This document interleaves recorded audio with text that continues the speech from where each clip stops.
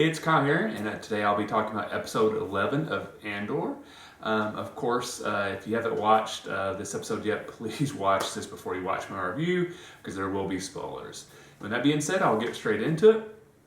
Overall, this was probably my least favorite episode of Andor so far, but that being said, it's not that I did not enjoy this episode. It was just, clearly this episode was more of a setup for the season finale.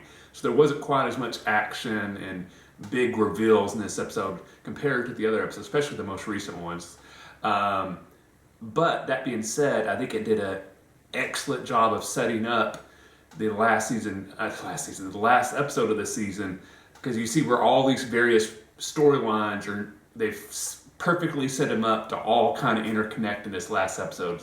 So even though this was my least favorite of the season so far, it got me even more excited for the season finale, because I'm really excited to see how this all comes together.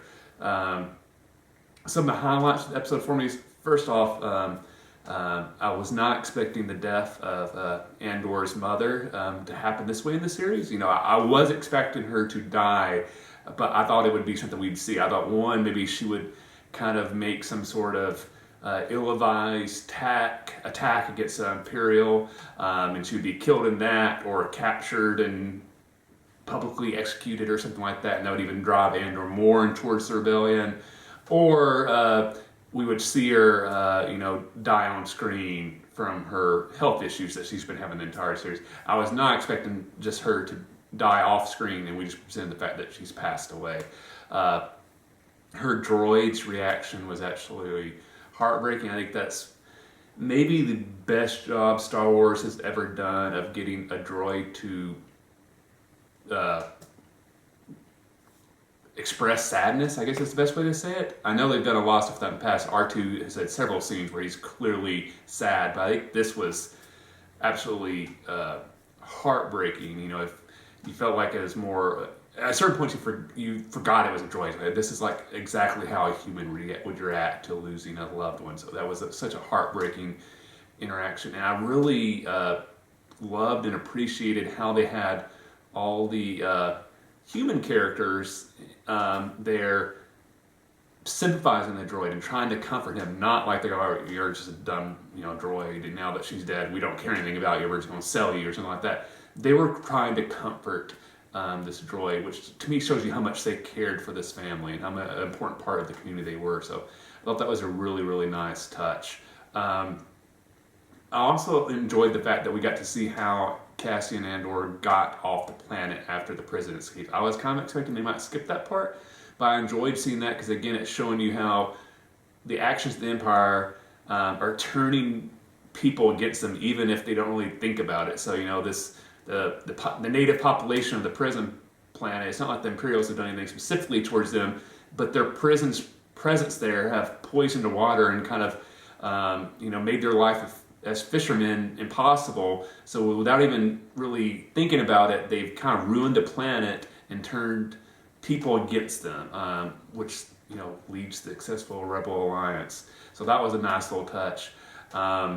I did like the fact that Cassian's money was still there. I just assumed it'd be gone, but when they said that's where they were going, it's like, oh, he's going to try to get his money. I thought it was going to be like the big reveal he got there. It's like, oh, it's gone. What am I going to do now? So I did enjoy that little touch. The money was still there. Other than the amazing, sad droid reacting to death, which I thought was a very moving part of the episode, my favorite parts of this episode was definitely all the stuff happening on Coruscant. First, again, as always, everything with Mon Mothma in this series has been absolutely amazing. Seeing how she's reacting and how she's adapting to what it is going to mean for her to be a leader of the rebellion has been fascinating to watch. Seeing how her family interacts with her has been something I didn't really think I wanted to see that much in the series, but I've really been enjoying that so much. I think it's been excellently done.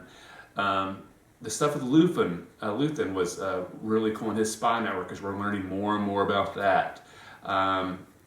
His interaction with Saw Gerrera in this episode was really, really cool, and I enjoyed that as well. And then, of course, his escape in space with his kind of mini little battle with the Imperials was a really cool sequence. I'm kind of curious to see if maybe that leads to his downfall, because now the Imperials have an idea that there's a ship out there that looks like this that's obviously a rebel in some way, and if that will lead to him being caught in some manner. I'm not sure, but I'm kind of curious about that. I would have liked to see a little bit more ISB stuff in this episode. I really loved the ISB, and that was probably the we just got a little bit of that where they were talking about trying to use Cassian Andor's mother's funeral as a way to kind of draw him out. But I would have loved maybe another scene or two of that, but you can only fit so much in the episode. But overall, like again, my least favorite of the season, but I still really enjoyed it. So let me know in the comment section below. Did you feel the same way? Was this your least favorite episode so far, or did you enjoy it more than I did? Let me know in the comment section below. If you enjoyed this video, please hit that like button.